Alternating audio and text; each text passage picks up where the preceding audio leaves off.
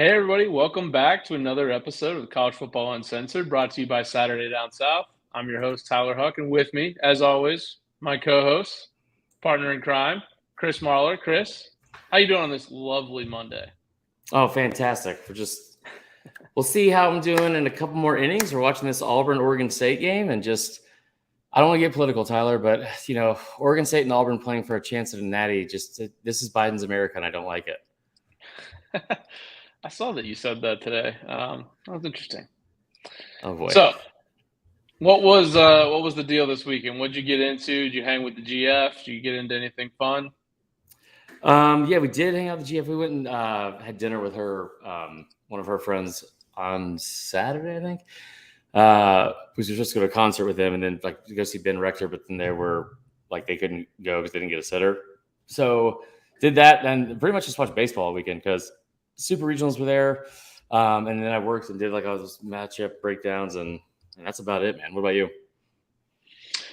Watched a little of the baseball as well. Man, was that should we just get into it? I mean, yeah. So speaking of baseball, because I think that was kind of the story of the week. Obviously, the SEC has done really well in getting some teams in. But one team that is I guess, fortunately or unfortunately, depending on the side you stand on, did not make it in. It was the number 1 seed, Chris. So some were touting as the best of all time. The greatest team of all time. Plus 250 to win the national championship going into a 64-team tournament. The 64 seed. What's that? You know who made it further was the 64 seed, Ole Miss. Oh, they were the 60. That's different. They were the last. Yeah. They were the last team to get in. I'm pretty sure. Hold on, I'm sending this link out right now and talk about the Tennessee thing. But I'll let you start because it was karma. You start. Well. So obviously, there's a lot going on there. You had Notre Dame took game 1, and I think, while probably nervous, Tennessee fans were thinking, okay, well, they probably threw their best at us, so we are the best team, deepest team in the country. This team's got a certain attitude to them that, certainly may portend of not being down and out. And then you had, before game 2, Florida State fired their coach. Notre Dame's coach played at Florida State and is the target that they think everyone's we're firing our coach to get him. Right. So there's a big distraction and he has to address it before the game. And you're thinking, okay, well, this is probably not good for their little run here. And sure enough, the little engine that could, Notre Dame, takes down Tennessee. And outside of the fans in Knoxville, I think I never saw more celebrating of a team losing. In baseball. In college baseball. Right. Than that game right there. It reminded me of when LeBron was in Miami. I'm trying to think of what else compares to it because it's their fan base. I guess credit them for owning it, but my God, I tweeted this today and it really was not talking shit. It really blows my mind when you think about this. The entire fans of the entire country, for the most part, that was watching college baseball they were all pulling for Notre Dame like it was fucking David and Goliath. Notre Dame, who everyone usually hates. That's how unlikable Tennessee is. Think about that. How unlikable do you have to be that everyone's well, fuck, man, I guess I'm gonna pull for Notre Dame. It was funny to watch because it was we talked to Tom Hart about this earlier in the week, and he agrees. This is one of the best baseball teams of all time. They're 57-8 or something crazy. And I don't think that this is what did them in. But yeah, I absolutely think that their ego was part of the reason they lost this game. And then you saw towards the end of the game, granted there was only 2 innings left after that. Notre Dame went ahead, those 2 bombs, but they looked like they had no idea what to do. They were so taken aback that they weren't just going to waltz into fucking Omaha. And it shows you that also it's really hard to win a baseball national championship But Drew Gilbert getting thrown out for calling balls or for arguing balls and strikes, I didn't realize he was doing it in a 1-1 count. And a lot of people thought that, like, even the announcers, like Tom and Kyle, were both saying how you can't give him like the hook that early. It's a 1-1 count. Like, fucking you, what are you doing? Like, and he also said, like, he dropped like several F-bombs and then was shocked he got thrown out, which was like that scene from Semi-Pro with Will Ferrell, and he's like, Blake, I'll murder your family. He's like, what? You gonna throw me out for that? Like, it had big those vibes. Did you just invite SEC Mike into here? No, is he here? He's here. He wants to be in the stream. Kick him out. Do you want him in here? To be on the stream? He's waiting in the lobby. What does that mean? We don't have a lobby. Tell the receptionist to let him in. What link did you send out? I sent the StreamYard link to the actual fucking thing. Hey, and all right, I'm kicking him out. He's kicked out as a guest. All right. Let me delete the tweet. Oh, no. Oh, man. All right. So there's going to be people trying to join in on this thing, I think. Yeah. Okay. So let's just. All right. So we're live still, which is cool. Yeah. You take over. I'm going to delete that tweet. How do you share the link? I did it last week. God, well, you go to the YouTube page. Oh. Yeah. That's what you might want to do. Okay. All right. Well, this is live, so we continue on. What was your favorite moment from the Tennessee season? Was it the bird out to the outfielder? Was it Tony Vitalo getting thrown out for bumping an umpire? Right. Was it guys getting thrown out mid-count of the game for dropping F-bombs? What was your favorite Tennessee moment? Let me start by saying this. I'm not. Anytime I've said anything like anti-Tennessee baseball, I immediately get that bullshit from it's like, all right, boomer. Like, yeah, I guess I'm old, but like, no part of me doesn't enjoy like bad flips, talking shit. Like, I've told you on here before, I would be the biggest asshole imaginable if I was like playing baseball like now, like in today's game, because all that stuff is kind of celebrated. And I like Ronald Acuna. I love watching Ronald Acuna play, and like I love like the flair and a little bit like I do like the fact that if you're that good and you kind of like talk shit and back it up. And the game has definitely changed a lot, especially in college. SEC Mike is back here in the green room. I don't know how. If you are rounding first base and you're giving the middle finger to another player, I just like that kind of shit is so dumb to me. And it's so weird that the weirdest part for me, Tyler, was the fact that so Vitello, I have no problem with Vitello. I love what he's been able to do with that program so quickly and turning it around. But he made physical contact with an umpire, that is like the big no. That is like the one thing you don't do if you're arguing with an umpire. And of course he did it. And then everyone was like, then he went and I don't know, he made a joke about it on campus. They just went, yeah, whatever. And then you have the middle finger thing. He's like, oh, I blacked out. And neither, or I think, what's his name? The coach, he got suspended for 2 games. But Beck didn't get suspended for anything, and then just lied about it. And everyone just thought that was okay. I thought that was kind of shitty, to be honest. Yeah. Should I just let SEC Mike in here at this point? Is he going to be on the video with us? No, he used to work for us. We can't do that. Okay. I love you, Mike, but we can't do that. I'm going to get in trouble if I do that. All right, I'm kicking him from the studio again. I feel bad, Sorry, Mike. He's a popular guest. You know what? Bring him on. No, I already kicked him.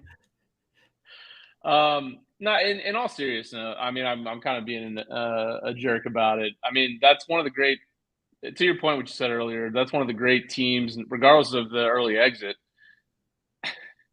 And he's back in the green room here. All right, just fucking let him on for a minute. I don't know what to say. No, he dropped out. He dropped out. Okay. So anyways, but it shows just how hard it is to actually advance. And baseball is the weirdest sport. You can lose any game on any given day. Yeah. And it shouldn't take away from the incredible season that they had. No, it was I still, like you said, it's funny and we can talk shit about it, now that they lost. But at the same time, that is still one of the best teams of all time. I really, it kind of reminds me of the LSU 2011 team. They didn't win the national championship because they had to play the rematch against Bama, but that team, they were 13-0 going into that, and they had 8 wins over ranked teams by an average of like 24 points. Like it was like that kind of like they just put it on people. I will say that like I think what they did was good for the sport because it got people talking about the sport. And anytime you have a villain in the sport you could root against, I think that's always helpful. And and good for that fan base for being allowed to like get into something, because I think they're turning the corner in football, but basketball has been kind of a disappointment in the postseason. So yeah, I mean, I agree with you on that. They were probably good for the game. Yeah, I think college baseball kind of needs to be revived a little bit. And if the way it gets revived is this like insane, almost like it's almost like you're watching like a fraternity league softball game. Where like you got all the bros on the sidelines going crazy, just doing ridiculous shit in a game that you would never actually feel like you would see in a baseball game. That's fair. If that brings a younger crowd out, it brings more students out, and it's a more lively atmosphere, then maybe that's because college baseball has not been that popular for a while now. Right. Most baseball teams aren't bringing any revenue in to like the major overall athletic program. So, hey, maybe this is the start of a new era in college baseball. That'd be pretty cool to see, because I think I miss the old days when they had the bats that were literally probably registered weapons. Like if you hit a liner at the pitcher back in the day with those bats, that's bad news. They were talking about that. They keep referencing how like LSU, they had a player hit over 40 home runs one year in like 98, and it's like the Gorilla Ball era. And like they hit 188 as a team, and Tennessee wasn't like that far off, all things considered. And I know they play in a bandbox or whatever, but like, I mean, like, did you see the home run Beck hit on Saturday? Yes. Where he like, I obviously was not as good of a baseball player as them, but I never hit a ball. The farthest home run I ever hit was like 430 feet, and I didn't think it was that far. So I was sprinting with my head down around the bases the whole time like a fucking idiot. Like it's like I was like the back kid that runs to the hall in between classes. Like that's what I looked like with a rolly backpack. And so I like as soon as he takes his bat and like hit himself in the chest with it, they had a lot of bravado. But I'll tell you what, like it's kind of like when baseball was saved by the steroid era, which is my next point. Let them be on steroids. Right, just ruin their bodies. It's for our entertainment. It doesn't matter. No one wants to live a long time. Chris, did you do steroids when you were playing the game? I took 1 shot of steroids one time. I didn't expect you that. Actually, I think I did it twice. I think I took 2 shots, but like not like in the appropriate cycle or anything like that. It's like when I was like mad on a Thursday, I was like, "You'll give them to me." I was treating it like a fucking like shot of Jaeger after a breakup. Like, you know what? Let's do it. Let's just do it. So, anyways, you still have – so Tennessee is obviously out. You still have a couple really good programs that made it in, especially from the SEC. Of course, you have Notre Dame that's already in. Texas is in, future SEC school. I believe Oklahoma's in now. Time going? So, definitely not SEC Mike is now in the green room. It kind of looks like SEC Mike, though, I will say. How come I can't see any of these comments? No, he's not making comments. His video is showing up. I can add him to the stream or not, but he dropped out. Okay, definitely not SEC Mike. Good. Yeah, but man, I'm off track now. All right, so A&M's in, obviously. And A&M, they had a up and down regular season, but if you can make the tournament and then make a run. Right. You had Arkansas, Omahags. We got to make stickers, by the way, Chris. Yeah. Well, I sent you one yesterday. You didn't fucking respond because you're being a little. No, I did. I did respond. Oh, I didn't see that. They went out to Chapel Hill. They took a talented UNC offense and held them to 4 runs over the Super Regional. Got to have pitching at this point in the World Series, so that's a great sign for them. Ole Miss obviously made it as well. Like I said, they were the 64th of 64 selected teams, 14 and 16 in the SEC. So what a turnaround for Bianco too, because they were talking about him getting fired like with like 2 weeks.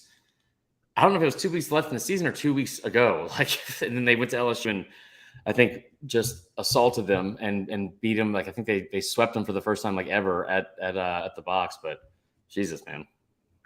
And obviously, as we record, Auburn is playing Oregon State. We have a score update over there, Chris? It's 2-1 right now, and Sonny DeShera, my favorite player of all time. I've always been a huge Sonny DeShera fan. He's up. He had a 2-run bomb earlier in the night. So I'm actively pulling for Auburn. I don't give a fuck how that sounds. So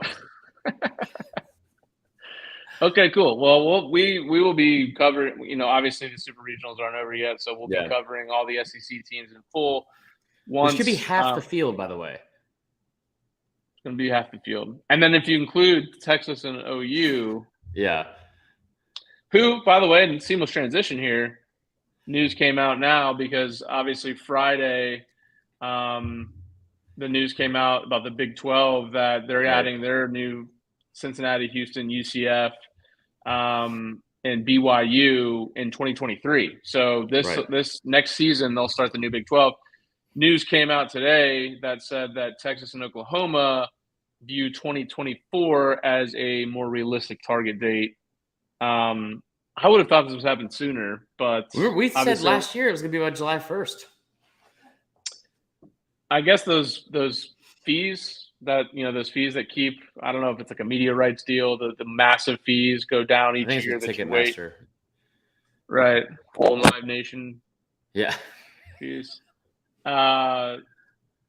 The Big 12 current media deal expires in 2025. So the closer you get, obviously, the less the fees are to leave the conference. Right. So it looks like OU and Texas would become members in 2024, potentially, if not 2025. So it's still a little ways away. Going to be super awkward. To see what that looks like with them if they stay and against all of those teams. Because it's like, somebody brought this up the other day. And it's like a couple splitting up, and like the dad has to go sleep in the basement. It's like really weird about the family when he comes up. Yeah, that's a good point. I think it'll be odd to see this. Somebody brought this up the other day. It's like you could make the argument that they will be the most I think he said eclectically deep and talented conference there is. Because there's so many new unique teams that they're playing that have all had. I mean, BYU won a national championship. There's SEC teams that haven't done that. UCF kind of won a national championship. I mean, they didn't, but it'll be interesting to see how that looks, and I wonder how that's going to look in recruiting, because it's not going to Texas and OU aren't going to lose recruits to those teams. I don't think. I don't think you're going to see a bunch of 4-stars from fucking Denton, Texas that are like, you know what, I'm going to Cincy, taking my talents. Did you see the picture that went viral of the BYU recruits with the live cougar? Yes. Yeah. No, I didn't see it. I was kidding. What the fuck is going on at BYU? If you didn't see it, you know how basically. I'll tell you what's not going on. Premarital sex. Yeah, they just do what's it called? Where they just the soaking. Yeah, I don't even like that name at all. It's so weird. If you're unfamiliar with soaking, welcome into our sex talk. It's something Mormons do where they consider it's not sex. They just lay on each other and in each other for an extended period of time while doing nothing. We can confirm or deny what soaking. Yeah, no, I just confirmed it for sure.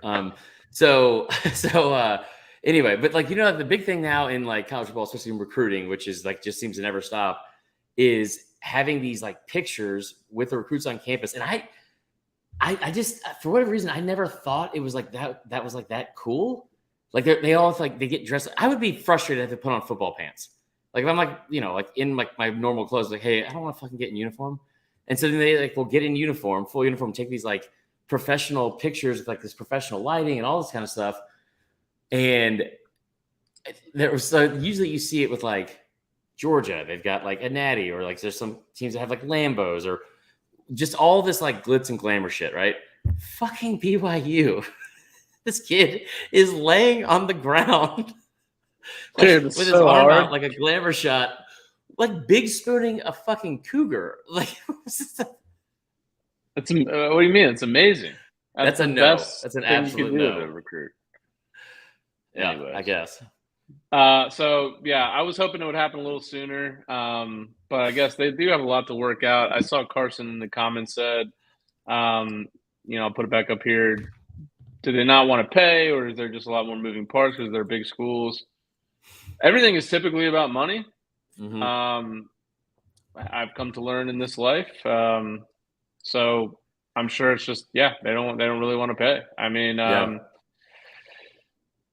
I think the last I saw, it's been a while since the news broke, but I think that the cost was something like $50 million per school or something that they want to leave like today. The day that it was announced, which was Yeah. I guess almost a year ago. What was that? Right before the season last year?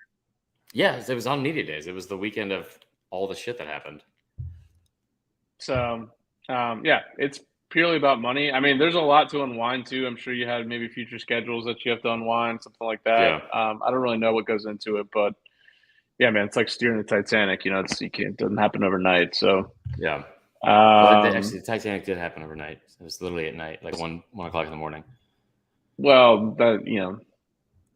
tell that to Hey, I have a Riz. question for you that's not about football. Did you know that the original Statue of Liberty was made of copper and it was It not did. green? Fuck. It did. Yeah, like the copper just changed like a penny would. So I feel like I know a lot about history, like a lot of useless facts. I didn't know that, and I volunteered that I didn't know that, and I was like, why would they give us a green? I don't get it. Like it's just such a weird thing. You And could have then played that off. yeah, I wish I would have. I didn't. I dug in You further like I fought it. always do. Yeah. It's bullshit, dude. There's no way that happened. There's no way that happened. I've seen a picture of them painting that thing green. So anyways, I'm a little bummed about that, but I guess it's not all that surprising. Yeah. This was surprising. Some news came down. I guess On3 obtained official records It was that the dude who broke it was his first story. He just started his really. job. It was his first story that he wrote. Oh, that's amazing. I didn't know Yeah. that. So essentially, what happened is, I guess the Jimbo Saban thing happened, and then I guess it kind of cooled down a little bit. But what we didn't know until I guess there were some public records that were accessed by On3, Texas A&M athletic director Ross Bjork and the school president M. Catherine Banks sent a strongly worded email to They fucking wrote SEC a Yelp Commissioner review. Greg Sankey the morning after Saban accused A&M of buying their 2022 recruiting class. Essentially, they wanted him suspended. I tell you what, the part of all this that I guess that shocks me, I just don't you went and tattled to the commissioner, like they have to realize how bad that looks. Like and I don't mean like that Saban shouldn't have been fired or what.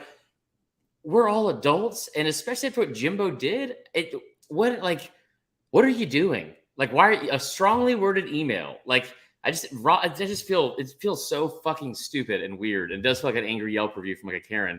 But I'd say the weirdest part of it is like when they were going through like these records because they like the Freedom of Information Act, they were allowed to get like these what do you call it, phone records. And Jimbo talked to, I think it was Jimbo, it might have been Ross Bjork, their AD, talked to Sankey the morning of his press conference. And he's like, hey, don't do this, this, and this. And like kind of like gave him a talking to. And Jimbo was like, all right, yeah, sure. And then just went and did it. It's just like, and that's the part that I don't really understand because it's like, if that was like a reaction to them not saying they weren't going to suspend him, I guess maybe that would be why he was so mad. But it's a bold move to like be upset about something that small and simple that Saban said and wasn't accusing you of doing anything wrong. And then have a press conference where you're just like vaguely like accusing him of cheating his entire career. Well, this strongly worded statement would say otherwise. Said, quote, Coach Saban's statement was a blatant violation of SEC bylaws regarding sportsmanship.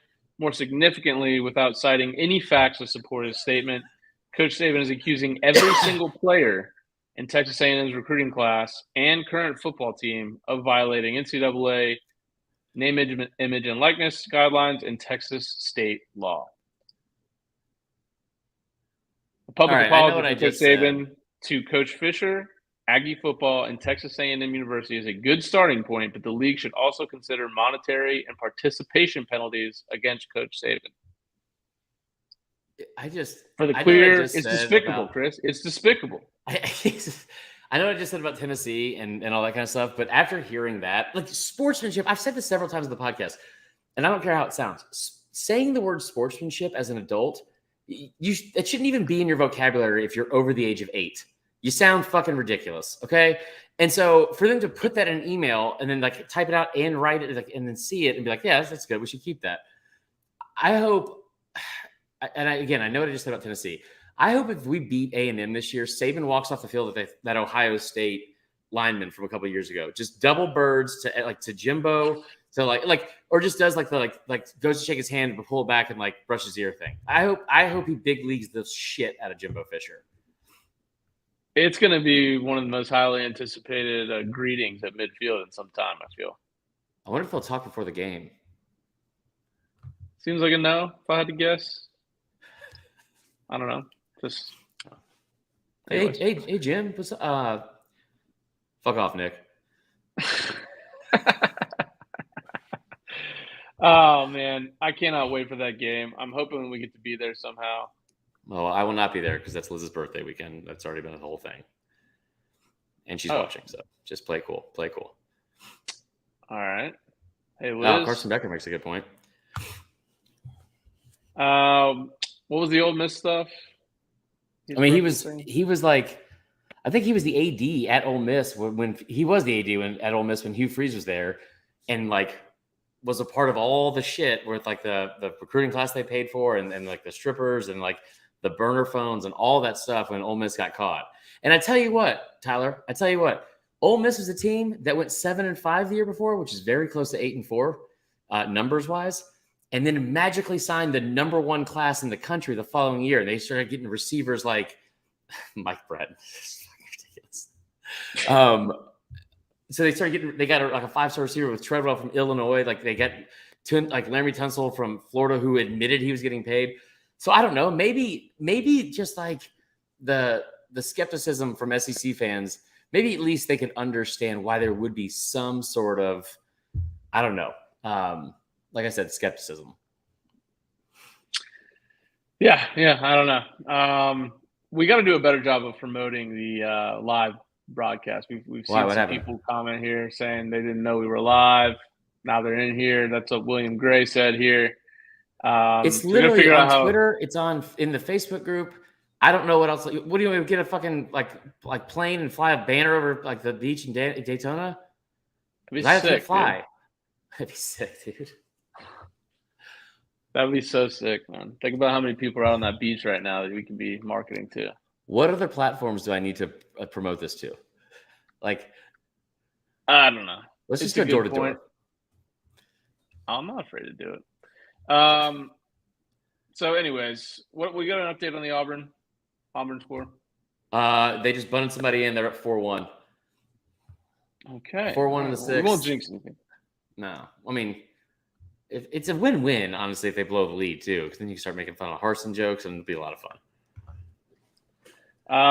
Well, we're gonna blame this one on William Gray. He said it's YouTube's fault. So, okay, there you go. That's fair. There's one in your corner. Also, somebody said this last week. Robert St. Jean told me this, that he tried to click on the link last week, and it said he wasn't allowed to watch it because it's a show for kids. Which I don't know why he's not allowed to watch kid shows. I think that's a him thing, but I also don't know what that is because I've never actively tried to be like the fucking Wiggles or anything like that. I don't get that. Dude, the Wiggles are pretty sick.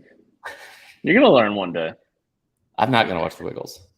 No, I've never watched it either. But okay, well, we had a very interesting interview. Yeah, we're gonna attach on to the end of this. Now, if you're watching live, obviously you'll have to wait because we're not gonna do the interview live. So you have to wait for the episode to come out on. We'll probably. I don't know if we'll release the video of it. Did our guest want the video released? I don't think he cared, right? I'm going to release the video of it. It wasn't release naked. The tapes. Yeah, what? Like, well, you know, he goes by Big Game Boomer on Twitter. You guys probably all follow him. You probably hate responded to some of his stuff. You probably liked and retweeted some of his lists if your favorite college team had something high up on one of his lists, but we wanted to get to the bottom of who the hell this guy was. Yeah. Pretty Where his interesting address story. was. Yeah, we're gonna dox him. Expose the shit out of him. It's just like, no, he's a cool dude, man. I always enjoy getting to like and I think it's starting to become like the more of like the norm and the trend in media where because there's so many opportunities and so many platforms you can be on, and there's kind of space for everyone. So gone are the days where you're just like, oh, I went to journalism school. I guess I'm gonna go get a job in journalism. And I don't really give a shit about like what I'm doing, but like it's cool to see a person that was a huge fan of college football just be a fan of college football and then kind of turn it into something, a lot bigger than he expected. Yeah, we get into some fun stuff just about how he decided to come up with the list, who the Mm-hmm. most famous person that's ever retweeted and engaged with him. Worst fan base. Worst fan base, which I'll just give you guys a hint. Somebody in the SEC resides there. Yeah. We won't say who it is. And it wasn't Tennessee. Yeah. Don't give it away, Chris. So pretty interesting stuff on the other side here. So like I said, if you're watching live, we appreciate it. Go like and subscribe. Send out, we'll do a better job about sending out links earlier so we can give you guys plenty of time. Yeah. Plenty of time to get in here. But I'm sorry, I only took an hour making the graphics so we could post that today, and I should have done better. Sorry, Dad. No, I think we just good thing is we could use that going forward, which is great. Yeah. But anyways, so obviously if you're watching live, you'll have to wait for the podcast to come out on Apple Podcasts, Spotify, or the YouTube channel with the video interview of Big Game Boomer. That's it. Chris, you have anything else before we let him get to the interview? No, I'm going to make a bold prediction. Well, I'm just going to say we're going to do it regardless and force you to do it. We're going to talk actual stuff next week. Like, we're going to get into actual football talk going into the season because I think I don't think we're 69 days away, but I want to pretend we're 69 days away. So it's getting close, and media days is about a month away, and it's getting closer and closer. So, all right, well, let's do it then. Let's get into some real and obviously we'll do. Well, I texted you about that today, and it said we should do it tonight, but I didn't send the right link, I guess. That's the show, guys. All right, everybody. Stay safe. See ya.